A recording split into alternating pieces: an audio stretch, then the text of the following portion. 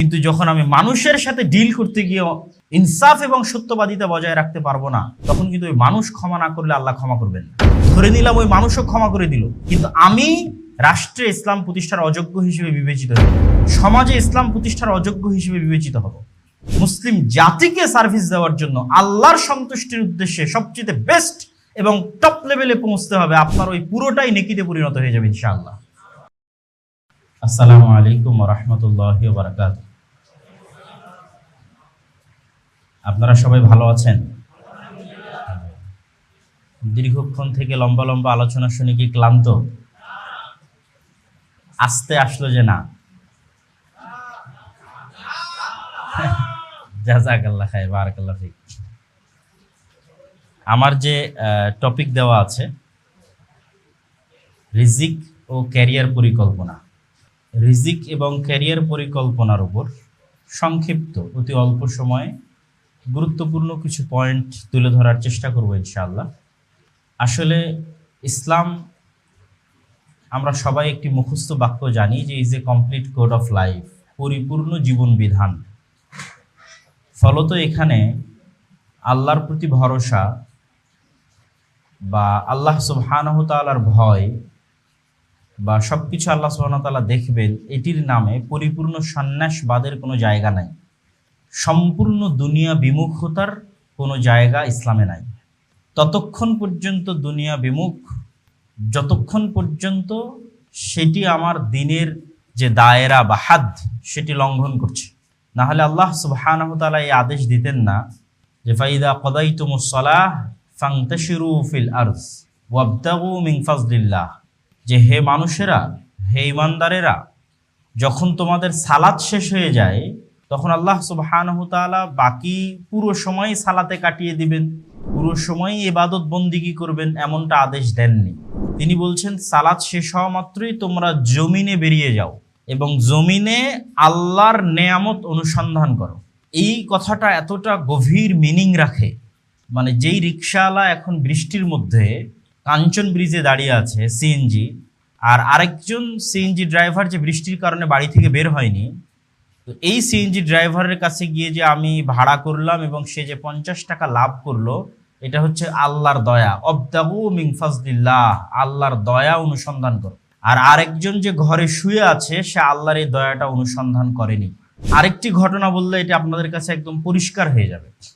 আইয়ুব আলাইহিস সালাতু ওয়াস সালাম, একবার তিনি গোসল করছিলেন, তো আল্লাহ সুবহানাহু তাআলা আসমান থেকে স্বর্ণের বৃষ্টি বর্ষণ করছে। তো তিনি গোসল বাদ দিয়ে সেই স্বর্ণ কুড়াতে গেছে। তো আল্লাহ তাকে জিজ্ঞেস করছেন যে আমি তো তোমাকে কম কিছু দেইনি, তাহলে কেন তুমি বৃষ্টি বাদ দিয়ে এখন স্বর্ণ কুড়াতে যাবে? আমার এবং আপনার কাছে দৃষ্টিকটু মনে হতে পারে যে এখন এখানে আকাশ থেকে টাকা পড়তেছে, আমরা সব বাদ দিয়ে ওইটা কুড়াতে গেলাম, তা আমি তো তোমাকে কম কিছু দেইনি, কেন গেলে? তখন তিনি উত্তরে বলছেন, মানে সারমর্ম বলি আর কি, ভাবার্থ বলি, সরাসরি অনুবাদ না। ভাবার্থ হচ্ছে যে আমি যদি পুরো দুনিয়ারও মালিক হয়ে যাই, সমগ্র আসমান এবং জমিনেরও মালিক হয়ে যাই, তবুও আমি আল্লাহর দয়ার মুখাপেক্ষী, আল্লাহর দয়ার ভিখারি। আর এই যে স্বর্ণের বৃষ্টিটা হচ্ছে, এটা কার দয়া? আল্লাহর দয়া। তাহলে এই দুটা, একটি আয়াত এবং একটি হাদিসকে সামনে রেখে যদি আমি আপনাদেরকে বলতে চাই যে পৃথিবীর এমন কোনো প্লেস যেখান থেকে একটা টাকা হালাল উপায়ে ইনকাম করা যেতে পারে, সেই টাকা উপার্জন না করে মুসলমান ঘরে বসে থাকতে পারে না। কেননা ওই যে একটা টাকা উপার্জন করা যাবে হালাল, ওটা কার দয়া? আল্লাহর দয়া। আর আমি ওইটা উপার্জন না করে ঘরে বসে থাকছি, মানে আমি অহংকারী, আমি আল্লাহ সুবহানাহু তাআলার দয়াকে মূল্যায়ন করি না। আল্লাহ সুবহানাহু তাআলা তো আমাকে ধনী রিচম্যান করবেন না। তো ইসলামে অবশ্যই ইবাদত বন্দিগির গুরুত্ব আছে, পরকালের গুরুত্ব আছে, কিন্তু ইসলামে কখনোই সন্ন্যাসবাদ শেখানো হয়নি। একটা বিখ্যাত হাদিস আপনাদের জানা থাকার কথা যে একজন ব্যক্তি এসে রাসূল সাল্লাল্লাহু আলাইহি ওয়াসাল্লামের বাড়িতে এসে রাসূল সাল্লাল্লাহু আলাইহি ওয়াসাল্লামকে পেলেন না। তখন তার স্ত্রী আয়েশা রাদিয়াল্লাহু তাআলা আনহাকে জিজ্ঞেস করলেন যে তার সালাত, সিয়াম, হজ, যাকাত, ইবাদত বন্দিগি সম্পর্কে আমাদের বলেন। তো আয়েশা রাদিয়াল্লাহু তাআলা আনহা আল্লাহ নবীর ইবাদত বন্দিগি সম্পর্কে শোনালেন। তো তাদের কাছে এটি অল্প মনে হলো, কম মনে হলো। তখন তারা মনে মনে ভাবলো, যার পূর্বের এবং পরের সকল গুনাহ ক্ষমা হয়ে গেছে, তার জন্য এই অল্প ইবাদত যথেষ্ট, কিন্তু আমাদের জন্য যথেষ্ট নয়। এই জন্য তারা ওখানে দাঁড়িয়ে থেকে একজন ঘোষণা দিল, আমি সারা রাত তাহাজ্জুদের সালাত আদায় করব, একটুও ঘুমাবো না। আরেকজন দাঁড়িয়ে থেকে ঘোষণা দিল, আমি প্রত্যেক দিন সিয়াম পালন করব, একদিনে সিয়াম ভাঙবো না। আরেকজন দাঁড়িয়ে থেকে ঘোষণা দিল যে আমি বিবাহই করব না, বিয়েই করব না। কিছুক্ষণ পর যখন রাসূলুল্লাহ সাল্লাল্লাহু আলাইহি ওয়াসাল্লাম বাড়িতে এসে শুনলেন এই ঘটনা, তখন তিনি কারো মাধ্যমে তাদেরকে ডেকে পাঠিয়ে তাদেরকে কি বললেন, যে মান রাগিবা আন সুন্নতি ফালাইসা মিন্নি, যারা আমার সুন্নাতের অনুসরণ করলো না তারা আমার দলের অন্তর্ভুক্ত নয়। আর আসমানের নিচে জমিনের উপর আল্লাহকে সবচেয়ে বেশি ভয় করে, আল্লাহ ভীরু তাকওয়াবান পরহেজগার যদি সবচেয়ে বেশি কেউ থাকে, তাহলে তিনি কে? মুহাম্মদ সাল্লাল্লাহু আলাইহি ওয়াসাল্লাম। তাহলে মুহাম্মদ সাল্লাল্লাহু আলাইহি ওয়াসাল্লাম রাতের কিছু অংশ ইবাদত করতেন, বাকি সময় ঘুমাতেন। মাঝে মধ্যে সিয়াম রাখতেন, তারপর ছেড়ে দিতেন, যেমন সোমবার বৃহস্পতিবার সিয়াম রাখতেন। মাসের 15 দিন সিয়াম রাখতেন, সাধারণত বাকি দিনগুলো ছেড়ে দিতেন। শাবান মাসে প্রচুর সিয়াম রাখতেন, রমাজান মাস পুরোটাই সিয়াম রাখতেন। দিনে মাত্র 5 ওয়াক্ত সালাত আদায় করতেন, বাকি সময় স্ত্রী, পুত্র, সন্তান, সন্ততি, মানুষজন, সমাজ সবার সাথে উঠা বসা করতেন। মুহাম্মদ সাল্লাল্লাহু আলাইহি ওয়াসাল্লাম একজন রিসার্চার নন, গবেষক নন, যে আমাদের মতো 4 দেওয়ালের মধ্যে আবদ্ধ লাইব্রেরির মধ্যে বই বের করছেন, পড়ছেন আর গবেষণা করে বই লিখতেছেন, যেমন আমরা গবেষণা করে লিখেছি। আজকে যে টপিক দেওয়া আছে সেই টপিকের উপর আমার একটি বই আছে রিজিক নামে, এটি। তো মুহাম্মদ সাল্লাল্লাহু আলাইহি ওয়াসাল্লাম কি লিখতে জানতেন? একটু কথা বলতে হবে। লিখতে জানতেন? পড়তে জানতেন? তার মানে তার বাড়িতে একটি লাইব্রেরি থাকবে আর তিনি সেখান থেকে বই পড়বেন আর গবেষণা করে লিখবেন, এটি সুযোগ তার ছিল না। তাহলে তিনি 5 ওয়াক্ত সালাত বাদে বাকি সময় কি করতেন? মানুষের সাথে সময় দিতেন, সমাজের মানুষের সাথে উঠা বসা করতেন। কিন্তু আমরা আলেম ওলামারা সমাজ বিচ্ছিন্ন হয়ে গেছে। কিছুক্ষণ আগেই যে পয়েন্ট আসছিল যে কিভাবে জেনারেল শিক্ষিতদের সাথে স্টুডেন্টসদের সাথে আলেম ওলামাদের মেলবন্ধন তৈরি করা যায়, এটার জিম্মেদারি কিন্তু আগে আমাদের নিতে হবে। কারণ আমাদের নবী ছিলেন 100% সমাজ কানেক্টেড, আর আমরা হচ্ছে শতভাগ সমাজ বিচ্ছিন্ন। কেননা আমরা মনে করেছি দিন মানেই আমাকে মাদ্রাসায় ছাত্রদের সাথে দার্স দিতে হবে, দিন মানেই আমাকে গবেষণা করে বই লিখতে হবে। কিন্তু আমি বলতে গেলে অনেকেই হয়তো আবার সমালোচনা করতে পারে ফেসবুকে, কথা তো সাবধানে বলতে হয়। কিন্তু দিন মানে প্রকৃত অর্থে আসলে যে মানুষের সাথে উঠা বসা করা, মেলামেশা করা এবং তাদের সাথে ন্যায় পরায়ণতা, ইনসাফ এবং সত্যবাদিতা প্রতিষ্ঠা করা। উঠা বসা, মেলামেশাই ন্যায় পরায়ণতা এবং সত্যবাদিতা প্রতিষ্ঠা করা, এটিতে আমরা অনেক পিছিয়ে আছি। এই জন্য একজন সালাফ বলেছেন, 2 জন মানুষের মধ্যে মীমাংসা করে দেওয়া, অথবা স্বামী স্ত্রীর মধ্যে মীমাংসা করে দেওয়া, অথবা যে কোনো 2 জন মানুষের মধ্যে মীমাংসা করে দেওয়া, অথবা যে কোনো একটা বিচার ন্যায়পরায়ণতার সাথে করে দেওয়া, আর সারাদিন সারা রাতের যে কোনো ইবাদতের চেয়ে উত্তম হতে পারে। কেননা সারাদিন সারা রাতের যে ইবাদত আমি করতেছি সেটি কার সাথে সম্পৃক্ত? আল্লাহর সাথে সম্পৃক্ত। আল্লাহ সুবহানাহু ওয়া তাআলা চাইলে কিন্তু, মাফ চাইলে কিন্তু আমাদের সকল গুনাহ ক্ষমা করে দিতে পারে। কিন্তু যখন আমি মানুষের সাথে ডিল করতে গিয়ে ইনসাফ এবং সত্যবাদিতা বজায় রাখতে পারবো না, তখন কিন্তু ওই মানুষ ক্ষমা না করলে আল্লাহ ক্ষমা করবেন না। ধরে নিলাম ওই মানুষও ক্ষমা করে দিল, কিন্তু আমি রাষ্ট্রে ইসলাম প্রতিষ্ঠার অযোগ্য হিসেবে বিবেচিত হয়ে যাব, সমাজে ইসলাম প্রতিষ্ঠার অযোগ্য হিসেবে বিবেচিত হব। এই জন্য আল্লাহ কোনো নবী, কোনো রাসূল অসত্যবাদী এবং অন্যায় পরায়ণ পাঠাননি। আল্লাহ রাসূল যদি আবু সুফিয়ানের প্রতি কোনো অন্যায় আচরণ করতেন, আবু সুফিয়ানের প্রতি কোনো মিথ্যার আশ্রয় নিতেন, তাহলে আবু সুফিয়ান তার হাতে যখন ইসলাম গ্রহণ করবে তখন লজ্জা কে পেত? আমার নবী মুহাম্মদ সাল্লাল্লাহু আলাইহি ওয়াসাল্লাম লজ্জা পেত। কিন্তু এটার সুযোগ নাই। তো সেহেতু কেরিয়ার বিষয় মানে আপনাদের সবাইকে নিজ নিজ কেরিয়ার বাদ দিয়ে শুধু কোরআন তেলাওয়াত করতে হবে, শুধু হাদিস পড়তে হবে, সবসময় আলেম ওলামাদের সাথে থাকতে হবে, বিষয়টি কিন্তু এমন নয়। বরং কিভাবে আপনারা একজন মুসলিম ইঞ্জিনিয়ার হিসেবে, মুসলিম বিজ্ঞানী হিসেবে, একজন মুসলিম অর্থনীতিবিদ হিসেবে মুসলমানদের কল্যাণে কাজ করতে পারবেন, তখন আপনার এই ইঞ্জিনিয়ারি পড়া, আপনার এই ডাক্তারি পড়া, আপনার এই অর্থনীতির পড়া পুরোটাই নেকি হিসেবে বিবেচিত হবে। ইন্নামাল আমালু বিন্নিয়াত, ইসলামের সকল আমল নিয়াতের উপর নির্ভরশীল।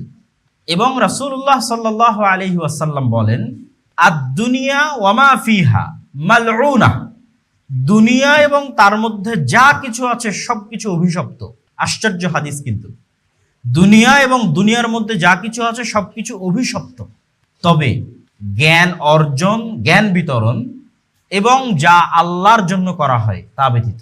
তো আপনি বলতে পারেন যে আমি তো কোরআন হাদিসের জ্ঞান অর্জনের মধ্যেও নাই, কোনো কিছুর মধ্যেই নাই, তাহলে তো আমি অভিশপ্তের কাতারে। যিনি আপনি অভিশপ্তের কাতারে নন। ইসলামে মানুষ শুধু নিয়াত দিয়ে তার দুনিয়াবী সকল কাজকে নেকিতে পরিণত করতে পারে। রাসূলুল্লাহ সাল্লাল্লাহু আলাইহি ওয়াসাল্লাম কি বলেননি যে মানুষ যখন তার স্ত্রীর কাছে যায় সাংসারিক জীবনে তখন সে নেকি পায়? সাহাবীরা তো আশ্চর্য যে আমি আমার স্ত্রীর কাছে যাব সাংসারিক জীবনে, যা বাহ্যিকভাবে দেখতে, বলতে এবং শুনতে মানুষের কাছে খারাপ লাগতে পারে, কিন্তু রাসূলুল্লাহ সাল্লাল্লাহু আলাইহি ওয়াসাল্লাম বলছেন এর মধ্যে নেকি আছে। সাহাবীরা জিজ্ঞেস করলেন, তখন তিনি পাল্টা উত্তরে বলছেন, এই কাজ যদি সে অন্যায়ভাবে করত তাহলে কি গুনাহ হতো না? যদি এই কাজ অন্যায়ভাবে করলে গুনাহ হয় তাহলে ন্যায়ভাবে করলে কেন নেকি হবে না? অবশ্যই নেকি হবে। এই জন্য প্রত্যেক যে কাজ আপনি করবেন সেটির নিয়তের উপর আপনি আজের বিনিময় পাবেন। তাহলে আপনারা যে যে সেক্টরে পড়াশোনা করছেন ওই সেক্টরে আপনাকে বেস্ট হতে হবে। ওই সেক্টর ইহুদিরা দখল করে আছে, খ্রিস্টানেরা দখল করে আছে, সব কিছু তাদের নিয়ন্ত্রণে। তাহলে আমরা পড়াশোনা করে কি করলাম? আমরা যত সামাজিক যোগাযোগ মাধ্যম ইউজ করতেছি সবই তাদের। তাহলে আমরা সফটওয়্যার এবং কোডিং শিখে কি করলাম যে আমরা মুসলিম উম্মার জন্য এরকম কিছু একটা দিতে পারলাম না, বা সমগ্র পৃথিবীবাসীর জন্য এরকম কিছু একটা দিতে পারলাম না? এটার জবাব তো আপনাদেরকে দিতে হবে, যারা আলেম ওলামা তাদেরকে না, বরং যারা এই সমস্ত লেভেলে পড়াশোনা করছে তাদেরকে। ব্র্যাকের মতো শক্তিশালী অর্থনৈতিক প্রতিষ্ঠান আছে, তাহলে মুসলমানদের প্রতিনিধিত্বকারী কোনো শক্তিশালী অর্থনৈতিক প্রতিষ্ঠান বাংলাদেশে নাই কেন? তাহলে আমরা অর্থনীতি পড়ে কি করলাম? প্রথম আলো, ডেইলি স্টারের মতো শক্তিশালী মিডিয়া আছে, তাহলে মুসলমানদের প্রতিনিধিত্ব করতে পারবে এরকম শক্তিশালী মিডিয়া নাই কেন? তাহলে আমরা গণযোগাযোগ ও সাংবাদিকতা পড়ে কি করলাম?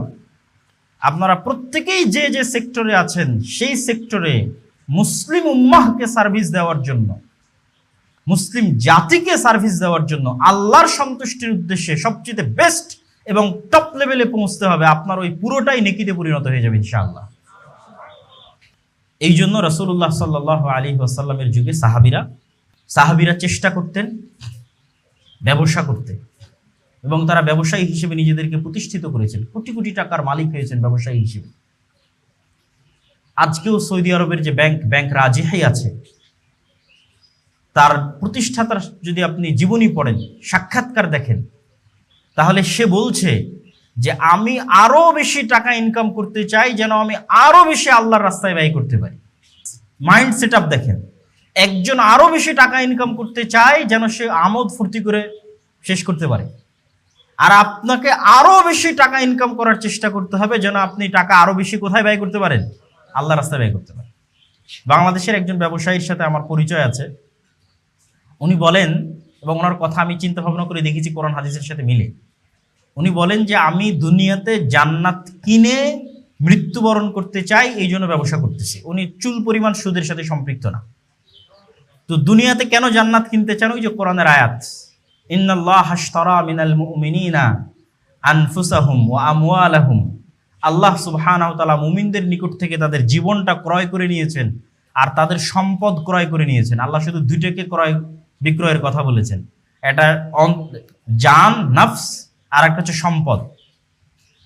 মানে আপনি যদি 100% জান্নাত কনফার্ম করতে চান, শুধু সালাত দিয়ে বা সিয়াম দিয়ে আপনি 100% কনফার্ম করতে পারবেন না, কেন ওগুলোর সাথে ক্রয় বিক্রয়ের সম্পর্ক নাই।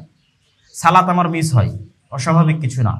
আমার উজুতে ভুল হয়, সালাতে ভুল হয়, রিয়া চলে আসে, ইখলাস থাকে না, তাহলে আমি কেমনে গ্যারেন্টি দিব যে আমি সালাত দিয়ে জান্নাতে চলে যাব?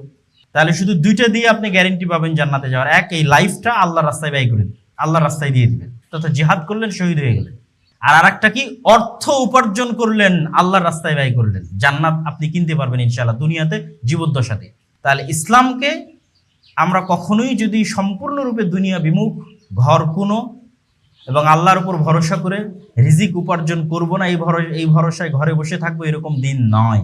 আর সারমর্ম কথা আমার এটি যে আমাদেরকে মুসলমানদের প্রতিনিধিত্বকারী হিসেবে আরও বেশি যেন আমি মুসলিম উম্মার উপকার করতে পারি এই নিয়তে, আরও বেশি যেন আমি আল্লাহ সুবহানাহু ওয়া তাআলার রাস্তায় ধন সম্পদ ব্যয় করতে পারি এই নিয়তে, জান প্রাণ দিয়ে সকাল সন্ধ্যায় আর 10 জন সেকুলারের চাইতে বেশি, আর 10 জন নাস্তিকের চাইতে বেশি আপনাকে টাকা উপার্জনের জন্য চেষ্টা করতে হবে, এবং আপনার নিজ নিজ প্রফেশনে টপ লেভেলে পৌঁছার জন্য চেষ্টা করতে হবে এবং সব জায়গায় মাথায় মুসলিম উম্মার কথা মাথায় রাখতে হবে, যেন আপনার এই পুরো পড়াশোনা, পুরো লাইফ, পুরো সময়, পুরো চাকরি যেন নেকিতে পরিণত হয়। আল্লাহ সুবহানাহু ওয়া তাআলা কবুল করুক। আল্লাহুম্মা আমিন। ওয়া আখির দাওয়ানা আনিল হামদুলিল্লাহি রাব্বিল আলামিন।